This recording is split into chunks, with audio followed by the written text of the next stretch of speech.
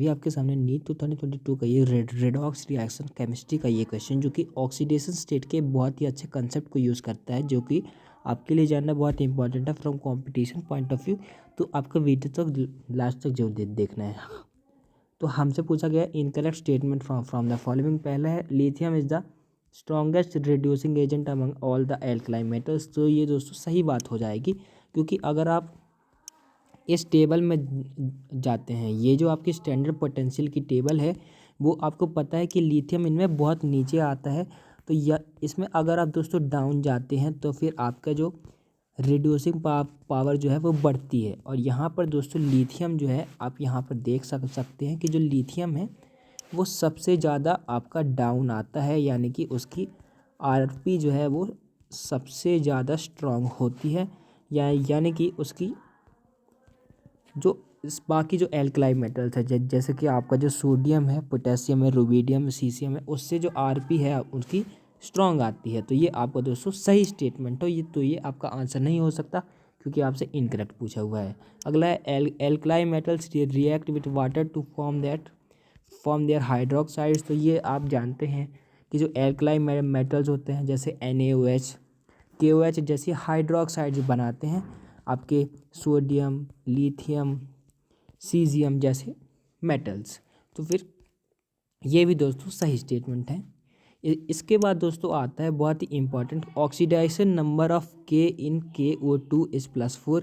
और यहाँ पर बहुत सारे जो एस्पिरेंट्स हैं वो यहाँ पर कंफ्यूज हो जाते हैं। तो फिर दोस्तों KO2, तो मैं आपको बता दूं, अगर आप इसको फॉर्मूले से कैलकुलेट करते हैं जैसे आप यूजुअली करते हैं तो ये गलत आता है।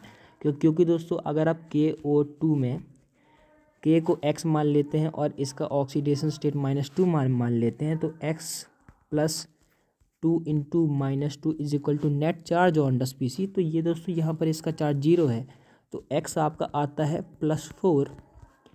तो आप इससे उस स्टेटमेंट को सही मान सकते हैं, लेकिन ये दोस्तों गलत है, क्योंकि मैं आपको बताऊं इसमें दोस्तों ऑक्सीजन का क्या होता है, पेरोक्साइड लिंकेज होता है।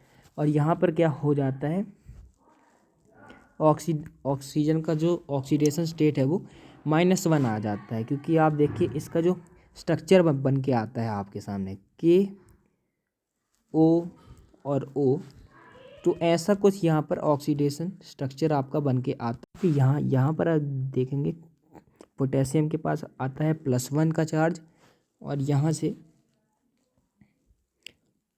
से तो -1 आ रहा है, लेकिन यहाँ पर 0 होता है। और उसी प्रकार यहाँ पर 0 होता है और यहाँ पर -1 आ जाता है हमारे ऑक्सीजन के ऊपर।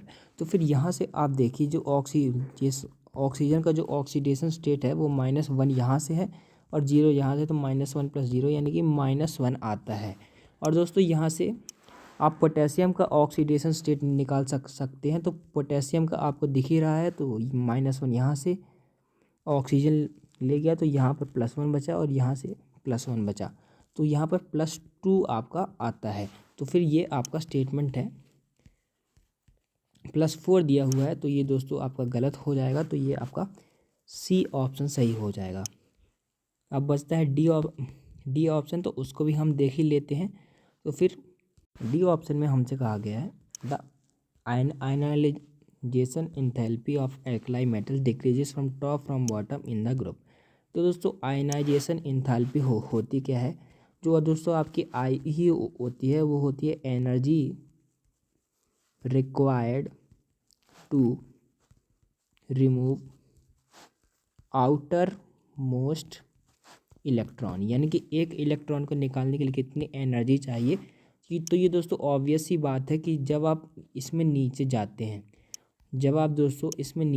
हैं, तो क्या होता है, डाउन डी ऑर्डर ये जो एनर्जी जो है वो दोस्तों आपकी डिक्रीज़ करती है। क्योंकि अगर आप लिथियम की बात करें तो लिथियम में क्या होता है, हाइड्रोजन हीलियम लिथियम, उसमें क्या होता है, सिर्फ 3 ही इलेक्ट्रॉन होते हैं। तो उसके आउटर मोस्ट सेल को अगर हम बनाएं तो उसमें 1 इलेक्ट्रॉन होता है। तो यहाँ पर जो पॉजिटिव जो आपका जो न्यूक्लियस है वो बहुत ही ज़्यादा स्ट्रॉन्ग फोर्स से आप खींचता है।